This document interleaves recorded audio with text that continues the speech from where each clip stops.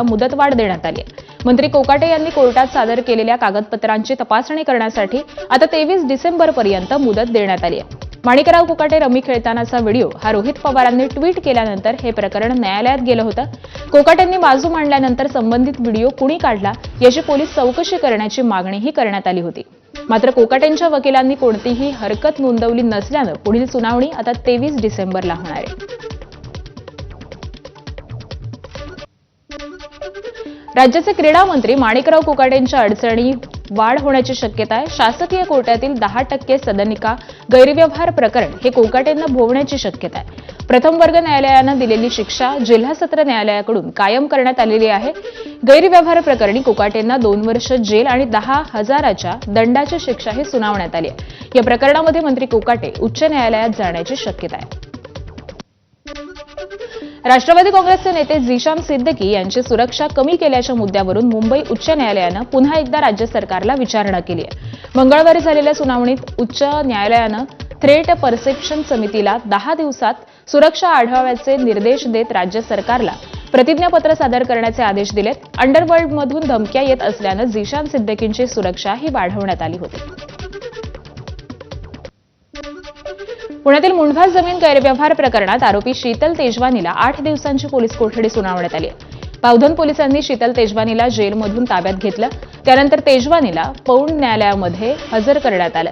यावेळी तेजवानीला 8 दिवसांची पोलीस कोठडी सुनावण्यात आली आहे। कालच्या सुनावणीमध्ये काही महत्त्वाचे खुलासे झालेले असून पुढील 8 दिवसांमध्ये आणखी धक्कादायक बाबी या तपासामधून समोर येण्याची शक्यता वर्तवली जाते आहे। पुण्यातील मुंढवा जमीन गैरव्यवहार प्रकरणामध्ये उपमुख्यमंत्री अजित पवारांचे सुपुत्र आणि अमेडिया कंपनीचे भागीदार पार्थ पवार यांच्या अडचणी वाढण्याची शक्यता आहे। शासकीय भूखंड विक्री प्रकरणामध्ये शीतल तेजवानी आणि दिग्विजय पाटील यांच्यावरती गुन्हा दाखल झालेला असताना आता माहिती अधिकार कार्यकर्ते विजय कुंभार यांनी मोठा पुरावा हाती लागल्याचा दावा केला आहे। कुंभारांनी 1 जून 2021 रोजी पार्थ पवारांच्या सहीचं पत्र दाखवत 4 वर्षांपासून पार्थ पवारांना मुंढव्याच्या जमिनीवरती डोळा असल्याचा दावा केलाय। त्याबरोबरच भूखंड हा शीतल तेजवानी मार्फत लाटण्याचा देखील पार्थ पवारांनी अमेडिया कंपनीची स्थापना केल्याचा देखील आरोप हा विजय कुंभार यांनी केलाय। ठाकरेंच्या शिवसेनेचे खासदार आणि आमदारांनी मनसे प्रमुख राज ठाकरे यांची भेट घेतल्यानंतर आता मनसेच्या हालचालींना वेग आलाय। आज मनसे प्रमुख राज ठाकरे यांच्या उपस्थितीत मनसे नेत्यांची महत्त्वाची बैठक पार पडणार आहे। ही बैठक मुंबईतील शिवतीर्थ निवासस्थानी होणार असून ठाकरेंच्या शिवसेनेसह संभाव्य युतीबाबत सध्या सुरू असलेल्या चर्चांवरती सविस्तर आढावा घेतला जाणार आहे। त्याबरोबरच आगामी निवडणुकांच्या पार्श्वभूमीवरती वॉर्डनिहाय मनसे किती जागांवरती मजबूत स्थितीमध्ये असून कुठे निवडणूक लढवणार यावर देखील या बैठकीमध्ये चर्चा होणार असल्याची माहिती मिळते। खासदार प्रफुल्ल पटेल आणि सुनील तटकरे यांनी दिल्लीमध्ये अमित शहांची भेट घेतली आहे। तीनही नेत्यांमध्ये राज्यातील युती संदर्भामध्ये 15 मिनिटं चर्चा झाल्याची माहिती आहे। राज्यामध्ये जिथे युती करणं शक्य असेल तिथे युती करा अशा सूचना अमित शहांनी दिल्याचं कळतंय। महत्त्वाचं म्हणजे दोन्ही राष्ट्रवादी एकत्र आल्यास अमित शहांना हरकत नाही अशी माहिती मिळते। युतीबाबत राज्यातील भाजप नेतृत्वासोबत बोलण्याचं देखील आश्वासन हे शहांनी दिलंय। त्याबरोबरच आज मुख्यमंत्र्यांसोबत राष्ट्रवादीच्या नेत्यांची बैठक पार पडणार असल्याची सूत्रांची माहिती आहे। पिंपरी चिंचवडचे दोन्ही राष्ट्रवादी एकत्र येणार हे जवळपास निश्चित झालंय। याच पार्श्वभूमीवरती घडामोडींना वेग आलाय। शरद पवारांच्या राष्ट्रवादीचे शहराध्यक्ष तुषार कामठे यांनी अजित पवारांची भेट घेतली। तुषार कामठे आणि अजित पवारांची बंद दाराआड चर्चा झाल्याची माहिती आहे। दोन्ही राष्ट्रवादींनी एकत्र लढावं या संदर्भामध्ये कामठे यांनी अजित पवारांना निवेदन दिलंय। त्यामुळे आता अजित पवार काय निर्णय घेणार हे पाहणं महत्त्वाचं असेल।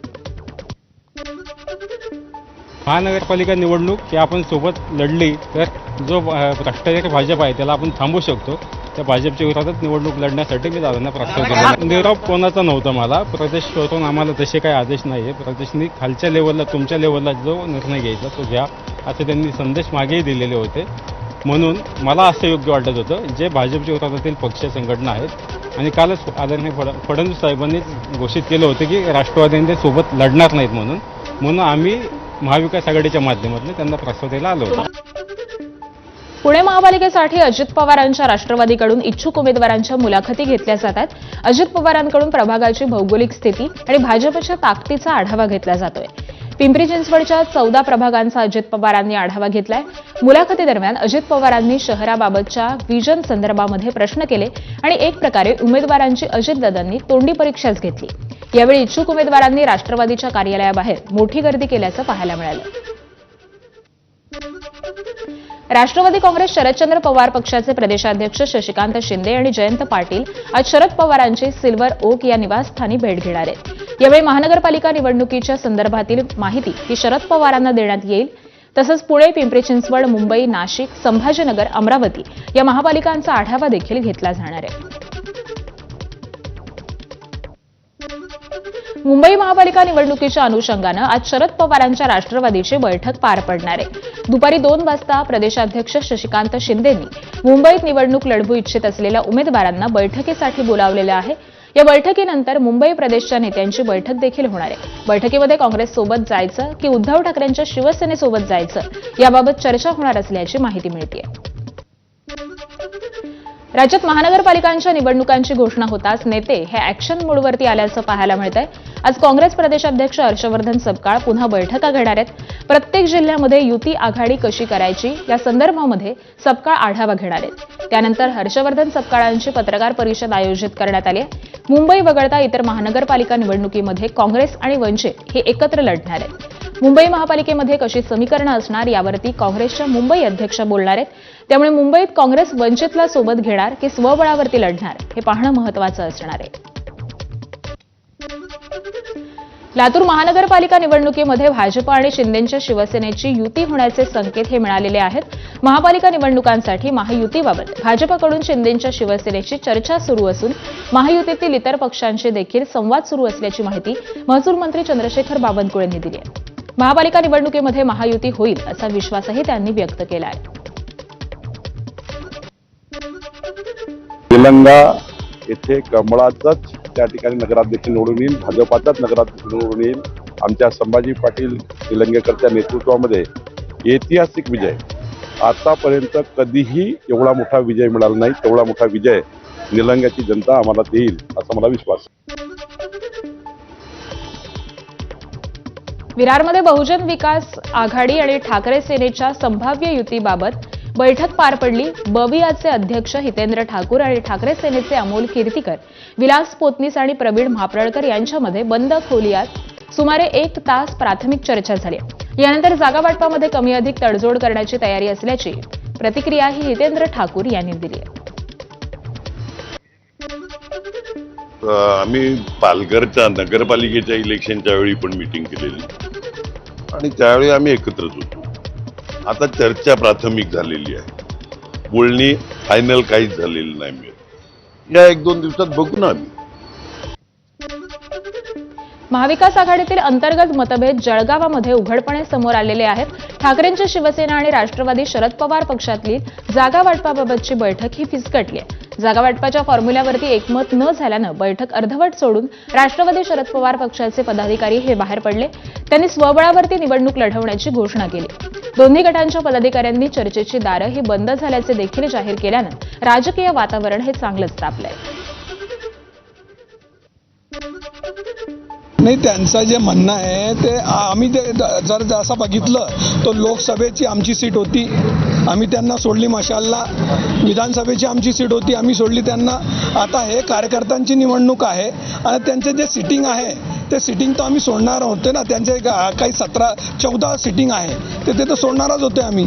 काँग्रेसशी देखील आमची मागच्या काळात चर्चा झालेली आहे, परंतु आज काँग्रेसचे कुठलेही पदाधिकारी या ठिकाणी नव्हते. परंतु त्यांनी देखील यापूर्वी कुठेतरी 2-3 ठिकाणी उमेदवार त्यांचे जाहीर केलेले आहे आणि त्या बाबतीत आम्हाला कुठलीही माहिती न देता, कुठलीही विचार विनिमय न करता किंवा कुठल्याही पक्षाच्या पदाधिकाऱ्यांशी बोलणी न करता त्यांनी कुठले तरी उमेदवार त्या ठिकाणी जाहीर केले होते. परभणी महानगरपालिकेची निवडणूक गंगाखेडचे आमदार रत्नाकर गुट्टे हे स्वतंत्रपणे लढवणार आहेत.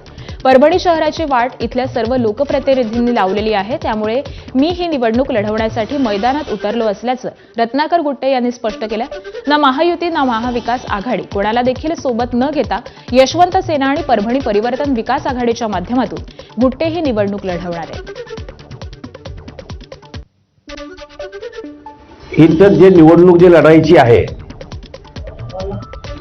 ते खरं पाहिलं म्हणजे आता तुम्ही कधी विचारणार आहेत, पुढे विचारतालही आम्ही कुठल्या पक्षाच्या नावावर निवडणूक लढत नाही आम्ही लढतोय परभणी परिवर्तन विकास आघाडी या नावाखाली आम्ही लढतोय. अंबरनाथ नगर परिषदेच्या निवडणुकीसाठी 20 डिसेंबरला मतदान होणारे शेवटचे 3 दिवस प्रचारासाठी राहिले. त्यामुळे भाजप उमेदवार तेजश्री करंजुले यांच्या प्रचारासाठी मुख्यमंत्री देवेंद्र फडणवीस हे आज अंबरनाथमध्ये जाहीर सभा घेणार आहेत. अंबरनाथ पूर्वेतील गावदेवी मंदिर परिसरामध्ये संध्याकाळी 7 वाजता ही सभा पार पडणार आहे. दरम्यान अंबरनाथमध्ये शिंदेंची शिवसेना आणि भाजप यांच्यामध्ये थेट लढत आहे. कोल्हापूर जिल्हा काँग्रेसच्या वतीनं कोल्हापूर महानगरपालिकेसाठी इच्छुक उमेदवारांच्या मुलाखती घेतल्या जात आहेत. काँग्रेसचे आमदार आणि जिल्हाध्यक्ष सतेज पाटील यांच्या उपस्थितीमध्ये काल या मुलाखती पार पडल्या, तर आजही मुलाखतींचा सिलसिला हा सुरू राहणार आहे. कोल्हापूर महानगरपालिकेसाठी काँग्रेसमधून निवडणूक लढवण्यासाठी एका प्रभागामध्ये 40 जण इच्छुक आहेत. गेल्या 15 वर्षांमध्ये सत्तेच्या काळात शहरासाठी केलेल्या कामामुळे काँग्रेसवरती लोकांचा आणि उमेदवारांचा देखील विश्वास असल्याचं सतेज पाटील यांनी म्हटलंय.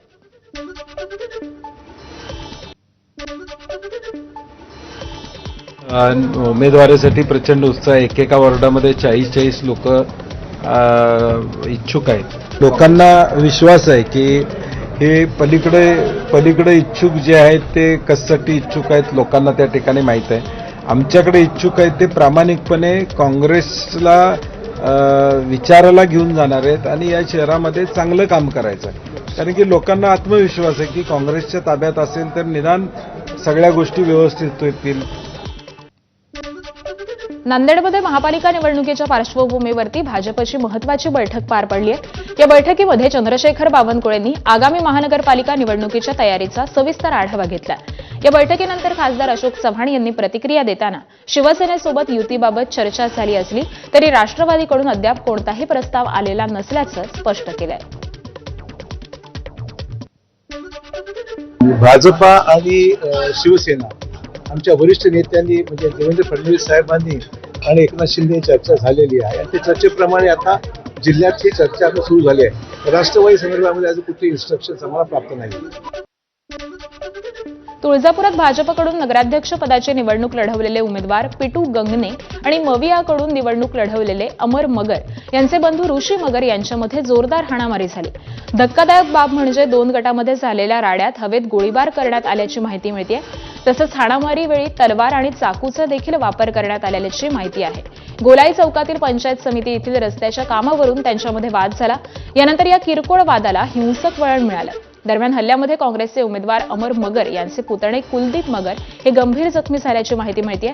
2 गटातील राड्यानंतर पोलिसांनी अतिरिक्त बंदोबस्त लावत जमाव पांगवला, तर उशिरापर्यंत पोलिसांकडून घटनेचा पंचनामा सुरू होता. चंद्रपूरमध्ये अवैध सावकाराच्या तगाद्यामुळे रोशन कुडेला या शेतकऱ्यानं किडनी विकल्याची घटना घडलेली आहे. या प्रकरणी आता 6 आरोपींविरोधात गुन्हा दाखल करण्यात आलेला असून 4 जणांना अटक करण्यात आली आहे. रोशन कुडे याला दिलेल्या कर्जाच्या मोबदल्यात मोठी रक्कम उकळण्यात आल्याचं देखील पोलीस तपासामध्ये निष्पन्न झालंय. या पार्श्वभूमीवरती पोलिसांनी आरोपींविरोधात अवैध सावकारी, खंडणी, मारहाण आणि जीवे मारण्याची धमकी दिल्याप्रकरणी गुन्हा दाखल केलाय.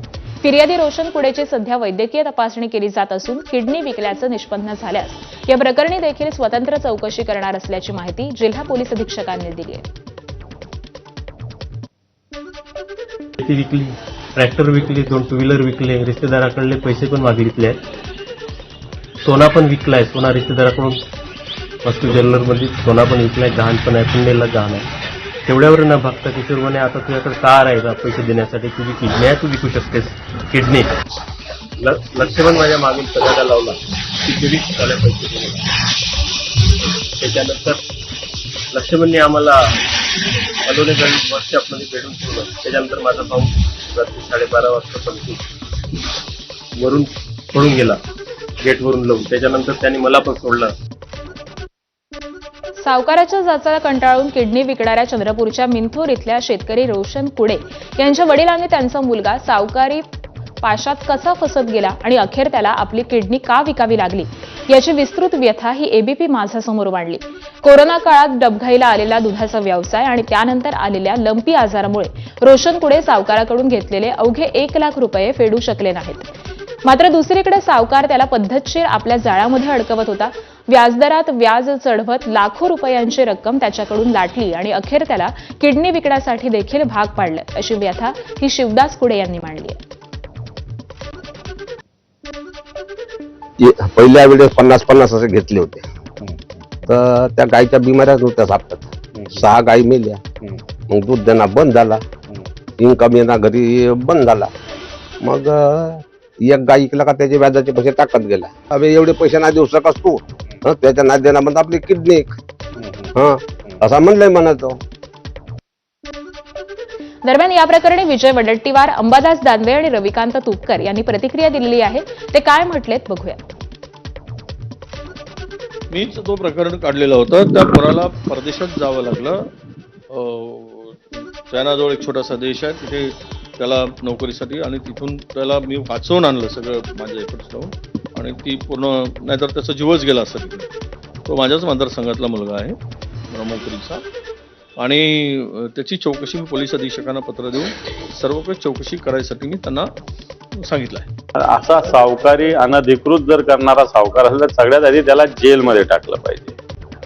आणि दुसरी गोष्ट की शेतकऱ्याला किडनी विकावी लागते. आम्ही सातत्यानं शेतकऱ्याच्या कर्जाविषयी सरकारला बोलतो. सरकार हे कानावर घेत नाही, फक्त चुकीच्या खोटाड्या घोषणा सरकार करतं.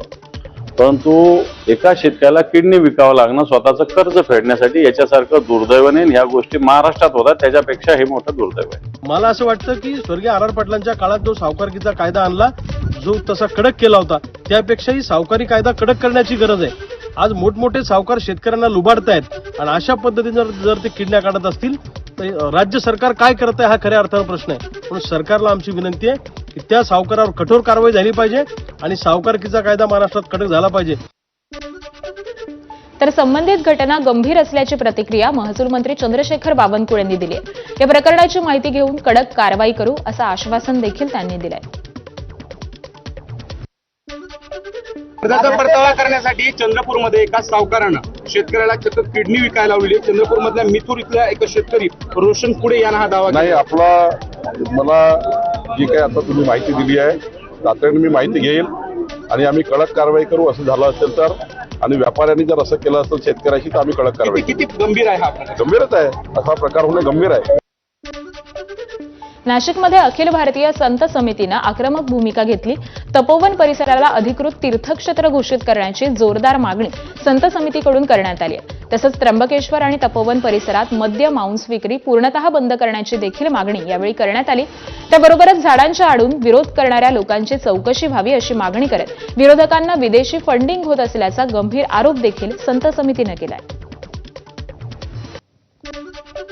तपोवन साधु ग्राम का वो क्षेत्र जहाँ साधु संत निवास करते हैं, भगवान राम ने तप किया है, उस क्षेत्र को तत्काल तीर्थ क्षेत्र घोषित किया जाए और वहाँ मांस मदिरा की बिक्री प्रतिबंधित की जाए, यह संत समिति की मांग है. पुण्यातील पोरशे अपघात प्रकरणामध्ये मुंबई उच्च न्यायालयानं महत्त्वाचा निर्णय दिलाय. गेल्या 17 महिन्यांपासून जेलमध्ये असलेले विशाल अग्रवाल आणि अल्पवयीन तरुणाचे रक्ताचे नमुने बदलल्याप्रकरणी अटकेत असलेले डॉक्टर अजय तावरेंचा जामीन अर्ज न्यायालयानं पुन्हा एकदा फेटाळलाय. पुण्यातील कल्याणीनगर भागात एका भरधाव पोरशे कारच्या अपघातात 2 जणांचा मृत्यू झाला होता. त्या प्रकरणी न्यायालयात सुनावणी पार पडली असता प्रकरणाशी संबंधित सर्व 9 जणांचे जामीन अर्ज हे न्यायालयानं फेटाळून लावलेत. माजी सरन्यायाधीश भूषण गवई आणि राज्याचे माजी मंत्री पतंगराव कदम यांच्या प्रतिमेचं अनावरण कोल्हापूरमध्ये पार पडलं. विजयनगर येथील जिल्हा न्यायालय परिसरामध्ये झालेल्या या कार्यक्रमामध्ये कोल्हापूर सर्किट बेंचच्या 4 न्यायाधीशांच्या हस्ते प्रतिमांचं अनावरण करण्यात आलं. यावेळी मुंबई उच्च न्यायालयाचे न्यायमूर्ती M.S. कर्णिक, न्यायमूर्ती शिवकुमार दिघे, न्यायमूर्ती S.G. चपळगावकर आणि न्यायमूर्ती A.S. कडेठावडकर हे उपस्थित होते. कल्याण पूर्वेतील मेट्रो मॉल समोर मद्यपी तरुणांचा धिंगाणा पाहायला मिळाला. मद्यपीनं भर रस्त्यामध्ये वाहनं अडवून अश्लील शिवीगाळ केल्याचा धक्कादायक प्रकार हा समोर आलाय. या मद्यपींच्या धिंगाण्यानं मोठ्या प्रमाणावरती वाहतूक कोंडी झाली होती. हा मद्यपी एवढ्यावरच थांबला नाही तर त्यानं रस्त्याच्या बाजूला असलेल्या दुकानांची तोडफोड देखील केली. दरम्यान कल्याण कोळसेवाडी पोलिसांनी या मद्यपीला ताब्यात घेतलेलं असून पुढील कारवाईला सुरुवात झाली आहे. 2 डिसेंबरला बीडच्या गेवराईत नगरपरिषद मतदान प्रक्रियेदरम्यान हाणामारी झाली होती. भाजपचे माजी आमदार लक्ष्मण पवारांचे भाऊ आणि भाजपचे नेते बाळराजे पवार यांनी माजी आमदार अमरसिंह पंडित यांचे स्वीय सहाय्यक अमरूर डावकर यांना मारहाण केली होती. या प्रकरणामध्ये कलम वाढवण्यात आलेला असून बाळराजे पवार यांना अटक करण्यात आली. या प्रकरणी गेवराई न्यायालयानं बाळराजे पवार यांना 1 दिवसाची पोलीस कोठडी सुनावली. 250 कोटींचं बजेट असलेल्या अकोल्यातील अकोट ते हिवरखेड रस्त्याचं बांधकाम हे निकृष्ट दर्जाचं असल्याचा आरोप नागरिकांनी केलाय. या संदर्भामध्ये खंडाळा आणि हिवरखेडातील नागरिकांनी निकृष्ट कामाची पोलखोलही केली. रस्त्याच्या कामात मुरुम न वापरता शेतातील माती वापरली जात असल्याचं नागरिकांनी उघड केलंय. त्यासोबतच या रस्त्याचं काम सुरू करण्यापूर्वी हजारो वृक्षांची कत्तल करण्यात आली. मात्र त्या जागेवरती नवीन वृक्षांची लागवड झालीच नसल्यानं नागरिकांनी रोष व्यक्त केलाय. त्यामुळे निकृष्ट बांधकाम कंत्राटदार आणि त्यावरती पांघरुण घालणाऱ्या अधिकाऱ्यांवरती कठोर कारवाई करण्याची मागणी नागरिकांनी केली आहे. कल्याणपूर्वमधील चिंचपाडा परिसरामध्ये एका कारनं पेट घेतल्याची घटना घडली. कारला आग लागण्याआधी कार अवतीभोवती एका तरुणाचा संशयास्पद वावर हा दिसून आला. संपूर्ण घटना सीसीटीव्हीमध्ये चित्रित झालेली असून पोलीस तपास करत आहेत. वर्धा जिल्ह्यातील सेलू शहरामध्ये एका भरधाव कारनं 4 जणांना उडवल्याची थरारक घटना घडली आहे. या घटनेत 3 शाळकरी मुलींसह एका व्यक्ती हा गंभीर झालेला आहे. 3ही मुली शिकवणी संपल्यानंतर घरी परतत असताना हा अपघात घडला. हा संपूर्ण अपघात सीसीटीव्ही कॅमेरामध्ये कैद झालेला असून सेलू पोलीस या घटनेचा सध्या तपास करत आहेत. मुंबईच्या धारावी पोलीस ठाण्याच्या हद्दीमध्ये भला मोठा अजगर आढळून आला आणि एकच पळापळ सुरू झाली. धारावीच्या नॅचरल पार्क परिसरामध्ये इंटरनेट डक्टमध्ये वायर दुरुस्तीचं काम सुरू असताना हा अजगर आढळून आला. याची माहिती मिळताच सर्पमित्र म्हणून प्रशिक्षित असलेले पोलीस कॉन्स्टेबल सचिन मोरे तात्काळ घटनास्थळी दाखल झाले. त्यांनी सुमारे 9 फूट लांबीच्या अजगराला सुरक्षितपणे पकडलं आणि वनविभागाच्या अधिकाऱ्यांकडे सुपूर्द केलं. सांगली जिल्ह्यातील ईश्वरपूर कापूसखेड मार्गावरील म्हसोबा मंदिर परिसरामध्ये बिबट्यानं 3 पाळीव कुत्र्यांचा फडशा पाडल्यानं ग्रामस्थांमध्ये भीतीचं वातावरण पसरलंय. कापूसखेड इथं सदाशिव पाटील यांच्या घरासमोर लोखंडी खाटेला बांधलेल्या कुत्र्यावरती बिबट्यानं हल्ला केला. खाटेसह 5 फूट ओढून नेल्याची घटना घडली आहे. या संपूर्ण घटनेचा थरार हा सीसीटीव्हीमध्ये कैद झालाय. यानंतर शेजारील वस्तीतील आणखी 2 कुत्र्यांना देखील बिबट्यानं ठार केलं. मानवी वस्तीजवळ वाढलेल्या या हल्ल्यांमुळे नागरिकांच्या सुरक्षेचा प्रश्न हा गंभीर बनलेला असून बिबट्याचा तातडीनं बंदोबस्त करावा अशी मागणी ग्रामस्थांनी वनविभागाकडे केली. गुरुवारी रात्री 9:15च्या दरम्यान आम्ही शेकोटी विझवून घरात गेलो. तोपर्यंत 9:30च्या दरम्यान 9:35च्या दरम्यान बरोबर बिबट्या आला. सरळ त्यानं कुत्र्यावरती अटॅक केला. कुत्र्यासह त्यानं कॉट सकट ओढून नेली. म्हणून आम्ही आवाज झाला म्हणून बाहेर आलो बघतोय तर तोपर्यंत तो पुढे गेला.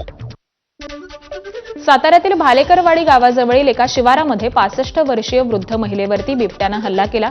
वृद्ध महिला शेतात काम करण्यासाठी गेली असता बिबट्यानं अचानक हल्ला केल्याची घटना घडली आहे. मालन भालेकर असं थोडक्यात बचावलेल्या जखमी महिलेचं नाव असून तिच्यावरती ग्रामीण रुग्णालयात उपचार सुरू आहेत. या घटनेमुळे गावात भीतीचं वातावरण निर्माण झालं असून बिबट्याचा तातडीनं बंदोबस्त करण्याची मागणी नागरिकांकडून करण्यात येते.